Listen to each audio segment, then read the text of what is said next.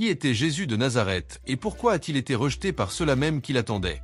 Depuis que le monde existe, théologiens et croyants s'interrogent sur cette question. Si Jésus était le Messie promis, pourquoi son propre peuple, le peuple juif qui attendait sa venue, ne l'a-t-il pas reconnu? Comment est-il possible que le Sauveur de l'humanité, qui a accompli les anciennes prophéties, ait été rejeté par ceux qui l'attendaient le plus? Cette question nous invite à réfléchir à nos croyances, à notre interprétation des Écritures et à l'histoire d'Israël. La figure de Jésus comme Messie est la clé pour comprendre le destin de l'humanité. Pourtant, le rejet par le peuple qui l'attendait devient l'une des énigmes les plus complexes de l'histoire biblique. Dans ce documentaire, nous nous risquons à explorer cette histoire et cette théologie, mais nous nous immergeons aussi dans le contexte culturel et social qui entoure la vie de Jésus et sa relation avec les Juifs de son temps. Nous voulons comprendre pourquoi ceux qui attendaient avec impatience la venue du Sauveur ne l'ont pas accepté lorsqu'il s'est finalement présenté à eux. S'agissait-il d'une erreur, d'un manque de compréhension ou, comme certains le disent, d'un plan divin plus vaste? Un plan qui dépasse les limites du visible et du compréhensible. Le peuple juif a vécu pendant des siècles avec la promesse de la venue d'un Messie. Mais quel genre de Messie attendait-il? Les Écritures parlaient d'un Rédempteur, d'un Sauveur. Mais les interprétations de ce que cela signifiait exactement? Ce rôle était très varié. D'une part, certains attendaient un libérateur spirituel, quelqu'un qui les conduirait à une relation plus profonde avec Dieu. D'autre part, beaucoup attendaient un chef militaire, un roi guerrier qui les délivrerait de leurs jougs, de leurs oppresseurs et rétablirait le royaume d'Israël dans sa gloire d'antan. Comme il devait être excitant d'attendre la venue d'un Messie. Cette dernière conception du Messie était très présente dans la tradition juive, influencée par les expériences de domination étrangère et les luttes pour l'indépendance qui ont marqué l'histoire du peuple. Mais lorsque Jésus est venu, ce ne fut pas comme les chefs religieux et la majorité du peuple juif l'avaient prévu. Il n'est pas venu comme un roi levant une armée contre Rome, mais comme un humble prédicateur parlant d'amour, de miséricorde, de justice et de repentance. Au lieu de prendre les armes, il a parlé de paix. Au lieu d'affronter les Romains, il a remis en question les structures religieuses et sociales de son propre peuple. Cela a sans doute suscité un certain embarras. Si vous aimez découvrir l'histoire biblique et son impact sur le monde d'aujourd'hui, n'hésitez pas à aimer et à rejoindre notre communauté d'apprentissage. Ce faisant, vous aiderez non seulement à diffuser ces connaissances à un plus grand nombre de personnes, mais vous participerez également à la diffusion de la vérité. Votre soutien est essentiel pour que nous puissions continuer à profiter de ce fascinant voyage à travers l'histoire biblique.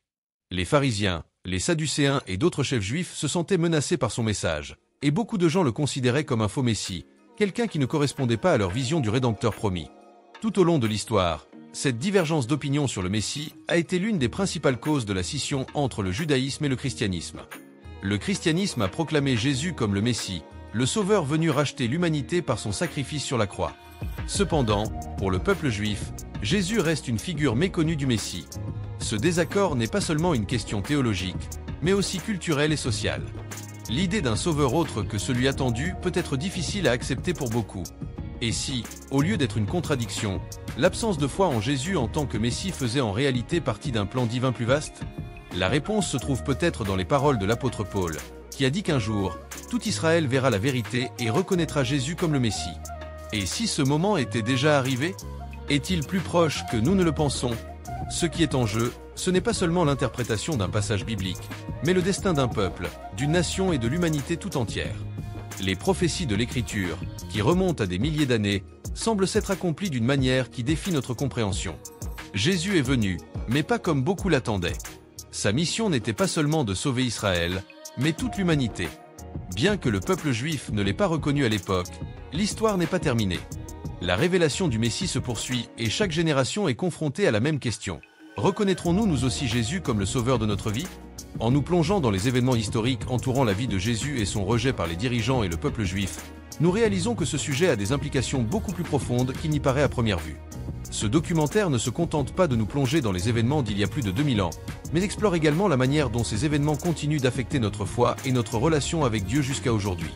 Je vous invite à vous plonger dans cette histoire fascinante et à découvrir par vous-même tout ce qu'elle peut nous enseigner.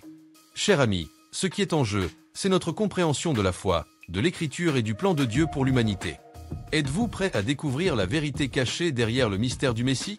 Prépare-toi à une révélation qui pourrait transformer ta perception de l'histoire, de la foi et du destin d'Israël et du monde entier. Le rejet de Jésus comme Messie n'est pas un événement isolé dans l'histoire, mais un phénomène profondément enraciné dans l'interprétation de l'Écriture et dans les attentes sociales de son temps. Pour comprendre l'origine de ce rejet, il est important de comprendre comment les Juifs de l'époque interprétaient les prophéties de l'Ancien Testament. Tout au long de l'histoire, le peuple d'Israël avait attendu un sauveur. Mais ce Rédempteur, selon l'enseignement des prophètes, avait des caractéristiques bien précises. L'idée était qu'un roi guerrier viendrait délivrer Israël de ses oppresseurs, restaurer le royaume de David et instaurer un règne de paix et de prospérité. Cet idéal d'un messie militaire, qui renverserait les ennemis d'Israël, était profondément influencé par l'histoire du peuple, marqué par les invasions étrangères et les persécutions. Les Juifs désiraient ardemment un leader qui les libérerait de Rome, qui dominait alors la région. Cependant, lorsque Jésus est apparu sur la scène, son message et son approche ne correspondaient pas à cette vision. Au lieu de chercher un leader qui combattrait l'Empire romain par les armes, Jésus s'est présenté comme un maître spirituel qui prêchait l'amour, le pardon et la réconciliation. Il a déclaré que son royaume n'était pas de ce monde. Et bien qu'il ait promis le salut, son chemin n'était pas marqué par la violence, mais par le sacrifice. Au cours de son ministère, Jésus a gentiment remis en question les structures religieuses et sociales de son temps, critiquant l'hypocrisie des dirigeants juifs et promouvant un message de transformation intérieure plutôt que de libération extérieure. Pour les pharisiens, les scribes et les autres chefs religieux, cet enseignement était radical et inacceptable. Ils voyaient en Jésus une menace pour l'ordre établi, tant sur le plan religieux que politique. En ne suivant pas la figure traditionnelle du Messie guerrier, Jésus ne répondait pas aux attentes de ceux qui attendaient un leader qui les délivrerait de la domination romaine. En outre, Jésus semble en désaccord avec la guerre et la violence, comme en témoignent ses paroles dans le Sermon sur la montagne et son comportement lors de son arrestation, lorsqu'il choisit la paix et le pardon plutôt que l'affrontement armé. En outre, il convient de noter que la figure de Jésus en tant que Messie a été remise en question par l'interprétation des prophéties messianiques de l'Ancien Testament. Certains passages, comme Isaïe 53, parlaient d'un serviteur souffrant qui serait méprisé et rejeté, ce qui semblait s'opposer à l'idée d'un Messie glorieux et triomphant. Cette contradiction entre le Messie souffrant et le Messie victorieux a semé la confusion même parmi les disciples de Jésus. Beaucoup de ses disciples qui croyaient en lui avaient du mal à comprendre comment sa mort sur la croix pouvait faire partie du plan divin. En outre, Jésus n'a pas seulement remis en question les attentes des Juifs à l'égard du Messie, mais aussi les structures religieuses de son époque. Les chefs religieux, tels que les prêtres et les rabbins, n'étaient pas à l'aise avec ses enseignements et l'impact croissant qu'il avait sur le peuple. Jésus a non seulement rejeté les rituels et les sacrifices qu'il préconisait, mais il a également remis en question la légalité et la moralité de leurs enseignements. Ce faisant, il touche une corde sensible, car son message remet en cause non seulement le pouvoir politique, mais aussi le pouvoir spirituel et religieux des dirigeants juifs. La question du Messie et de l'interprétation des Écritures est essentielle pour comprendre pourquoi Jésus a été rejeté. Les Juifs attendaient un Messie selon leur interprétation traditionnelle et ne pouvaient accepter un homme qui, selon eux, ne répondait pas aux caractéristiques que le peuple attendait d'un sauveur. Pour beaucoup, l'idée d'un Messie qui viendrait pour souffrir et mourir était difficile à comprendre. Le sacrifice de Jésus sur la croix, qui est devenu le cœur de la foi chrétienne, était difficile à comprendre pour ceux qui ne comprenaient pas comment un Rédempteur pouvait être humilié de la sorte. Mais malgré le rejet généralisé, le message de Jésus a continué à trouver un écho auprès de ceux qui étaient prêts à l'écouter et accepter son enseignement. La réponse de ses disciples était très différente. Ils ont vu en Jésus le Messie promis, mais leur compréhension du terme Messie a été transformée par Jésus lui-même. Pour eux, le véritable Messie ne délivrait pas seulement de l'oppression politique ou militaire, mais il délivrait du péché et de la mort, offrant la vie éternelle.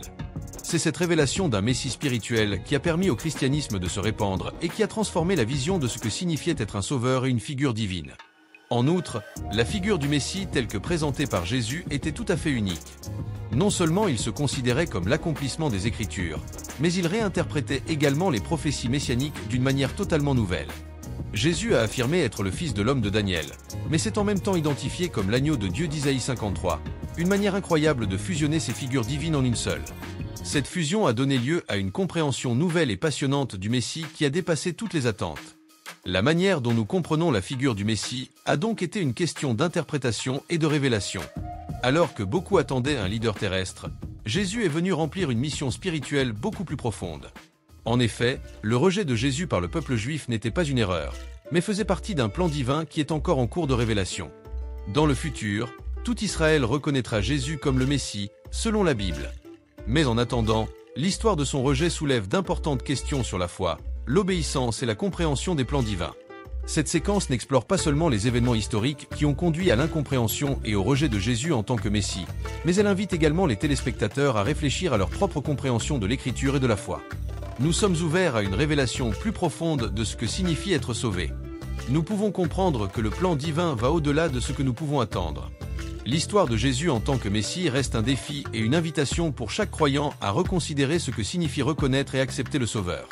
Le rejet de Jésus en tant que Messie par de nombreuses personnes à son époque nous invite à une réflexion profonde.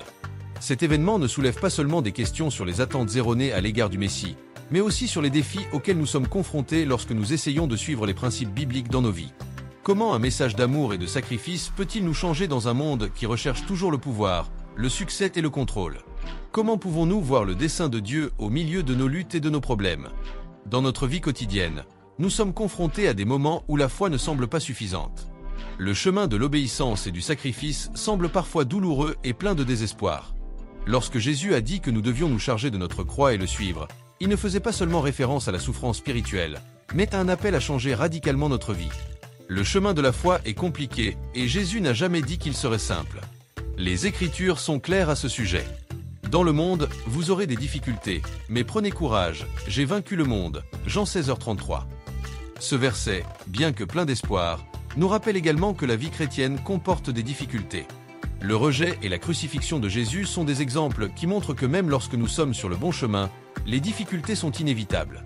Dans les évangiles, nous voyons les disciples de Jésus faire face à des moments de doute et de peur. Après la mort de Jésus, les disciples se sont sentis désorientés et confus. La conviction que leur Sauveur avait été crucifié et que sa mission semblait avoir échoué les laissait perplexes. Comment le Messie, le promis, avait-il pu laisser faire cela? Pourtant, au milieu de cette crise, une glorieuse révélation est apparue, la résurrection. La résurrection a non seulement montré que Jésus était le Messie, mais elle nous a aussi donné un exemple pour notre propre vie de foi. La mort n'est pas la fin. La résurrection est la grande victoire. Cela signifie que même si nous traversons des moments difficiles, la même puissance qui a ramené Jésus à la vie est à notre disposition. Dans les moments de désespoir, nous pouvons connaître un changement profond si nous croyons au pouvoir de Dieu de transformer nos situations et nos cœurs.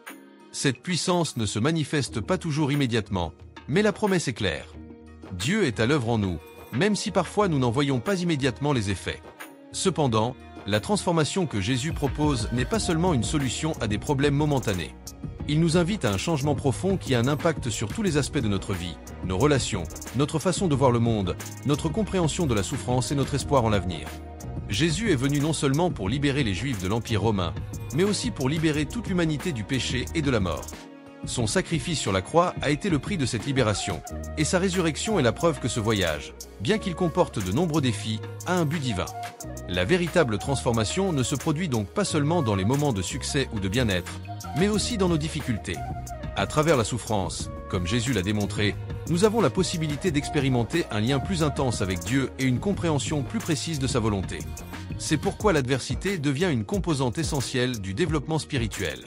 Le chemin de Jésus n'est pas un exemple de facilité, mais de dépassement au milieu de la souffrance. C'est dans le désert des difficultés que nous apprenons à faire pleinement confiance à Dieu. Par conséquent, lorsque nous contemplons la vie de Jésus et son rejet en tant que Messie, nous devons garder à l'esprit que, bien que beaucoup ne l'aient pas accepté à son époque, la promesse de Dieu n'a jamais failli. Le dessein divin de rédemption était à l'œuvre, même lorsque les circonstances semblaient défavorables. C'est une leçon précieuse pour chacun d'entre nous. Le plan de Dieu avance même lorsque nous ne comprenons pas ce qui se passe autour de nous. Dans notre vie, nous pouvons également être confrontés à des moments de rejet, d'incompréhension ou de solitude. Cependant, c'est dans ces moments que Dieu est plus proche que nous ne le pensons, travaillant en nous pour forger un caractère qui reflète l'image du Christ. Tout comme Jésus a mené une vie d'obéissance qui a culminé dans le sacrifice, nous sommes nous aussi appelés à suivre son exemple.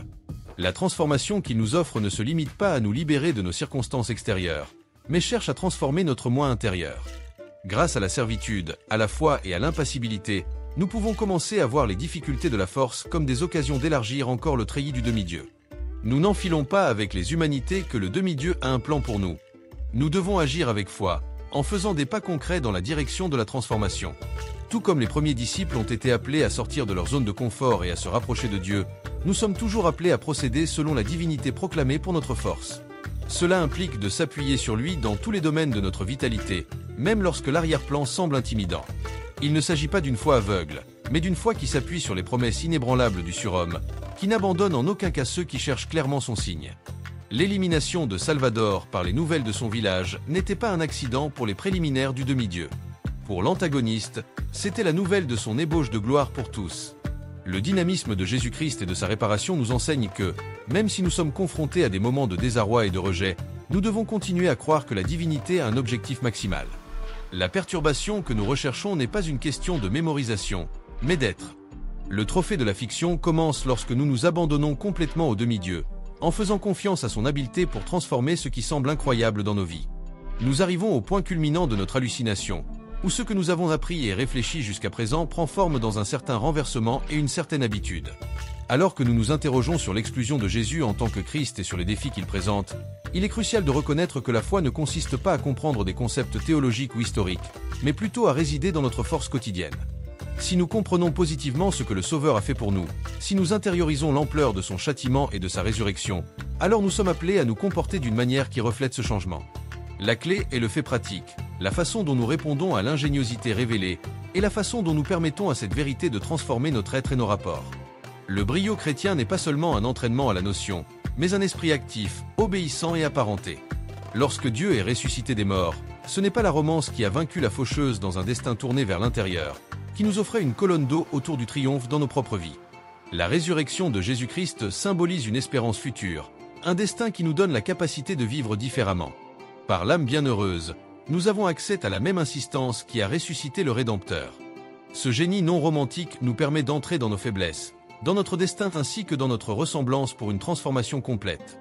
C'est ici que la foi rencontre l'habitude. Le châtiment du Messie nous invite à une réserve de haut et de bas qui ne se limite pas au psychique, à un destin qui s'engage à se refléter dans notre force quotidienne. Comment attribuer au Sauveur la connaissance de la voie coutumière? En premier lieu, nous devons rechercher que le domaine du demi-dieu est la matière d'un renouvellement intérieur. Le Nazaréen a enseigné que, si nous l'aimons, nous devons rationner ses commandements. Jean 14,15, cette oppression n'est pas un fardeau, c'est une réponse à l'amour qu'il nous a donné frontalement. Chaque représentation des millénaires de foi que nous prenons, chaque choix que nous faisons dans sa célébrité, nous rapproche du retournement qu'il promet. L'un des aspects les plus puissants de la vie chrétienne est la possibilité d'exercer un renouveau intérieur qui se reflète dans nos actions envers les autres. Aimer nos ennemis, décharger ceux qui nous ont fait du tort, être généreux envers les pauvres et les nécessiteux, tendre la main aux autres sans les recommander à l'altération, sont autant d'actes concrets qui démontrent la variation qui se produit dans la sentimentalité du croyant. Il ne suffit pas de croire à la déclaration du Messie. Il faut la vivre. La vraie foi se manifeste par le mouvement, et c'est dans cette énergie que l'on peut avoir positivement un renouveau psychique. Ce jugement de renouveau n'est pas instantané. C'est une hallucination grandiose qui demande de la patience, de l'application et de la structuration pour être modelée par l'Esprit béni. Le changement ne se produit pas de l'indéterminé à l'ancien, mais chaque fois que nous donnons du poids au surhomme, nous commençons à voir le gain de cette vicissitude. Cependant, comme le Nazaréen l'a promis, il est avec nous à chaque tournant, nous guidant, renforçant notre foi et nous donnant l'accent nécessaire pour surmonter les obstacles. Le renouveau psychique implique également un aspect différent de l'immolation et de l'épreuve. Dieu nous a montré que, par la charité, nous pouvons atteindre une relation profonde et étroite avec le surhomme. Au lieu de voir le calvaire comme une chose que nous devons contourner à tout prix, nous devrions mémoriser de le voir comme un espace pour approcher l'idole et reconnaître sa cérémonie. Le Christ n'a en aucun cas promis que la bissectrice serait compréhensible, mais il nous a assuré que nous ne resterions pas seuls. Le même encouragement qui a ressuscité Jésus-Christ d'entre les morts est avec nous dans chaque performance, transformant nos faiblesses en occasion pour le Titan de se glorifier. L'un des moyens les plus puissants d'attribuer le renouveau moral est l'énergie des compétences au sein de nos communautés. Jésus-Christ ne nous a pas donné un esprit aria pour gérer des individus, mais pour mettre en place une communauté de croyants qui vivraient selon son concept. En tant que membres du sacerdoce, nous devons nous engager à être une lumière sur le ballon, à accuser la sympathie du surhomme dans notre engagement, dans nos décisions et dans nos amarres. Vivre la vie du Rédempteur implique d'être un infiltrateur de changement dans l'association, en recherchant la justice, la paix et la réconciliation dans tous les aspects de notre vitalité. De même, il est important de distinguer que le changement n'affecte pas seulement nos vies personnelles, mais aussi notre liste avec le lieu de la divinité. Le Rédempteur a parlé du mécanisme des croyants, du mérite de s'aimer les uns les autres et d'exister en accord. Cette unité relève du dynamisme de l'Église et de sa certification sur la planète. Si nous sommes vraiment renouvelés par le génie de Jésus, alors nous devons montrer ce renouvellement dans notre mairie, en aidant à exemplifier l'Église et en étant actifs dans sa propagande dans la création. La conclusion de ce renouveau psychique est la capacité énergétique, qui ne change pas notre vie, ni la fortune, ni même la boule qui nous entoure. Le Sauveur nous a appelés à être le sel de la terre et la lumière de l'espace. Matthieu 5.13.16.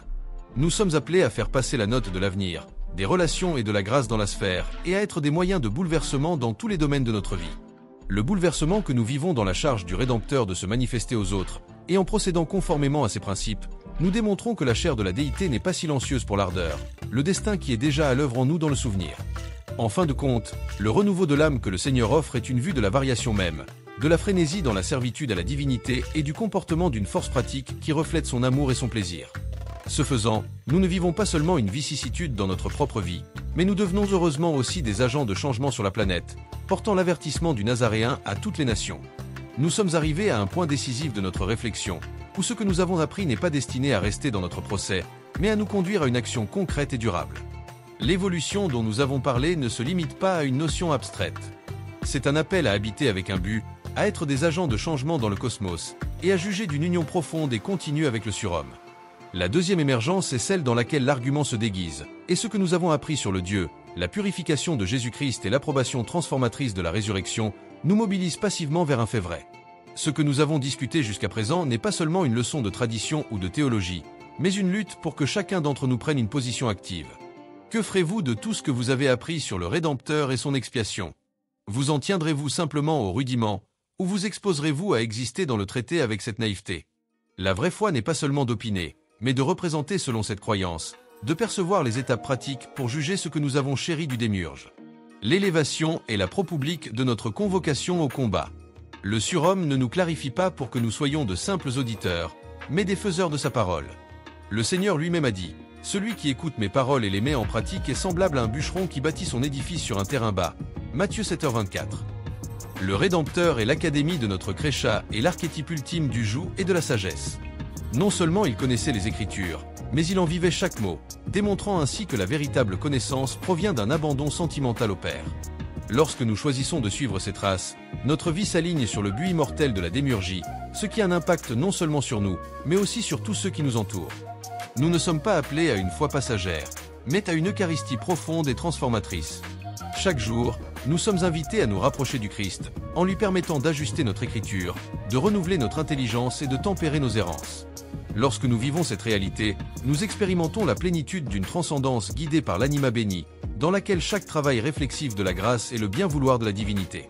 Si ce reportage vous a fait perdre votre sentimentalisme, abonnez-vous à la chaîne et continuez à vous extasier avec nous. Grandissons ensemble dans la foi, en renforçant notre alliance avec Jésus-Christ et en vivant des enseignements qui transforment la vie. Le Christ nous a invités à être ses disciples, ce qui signifie le suivre de manière engagée. Être disciple, ce n'est pas seulement mémoriser.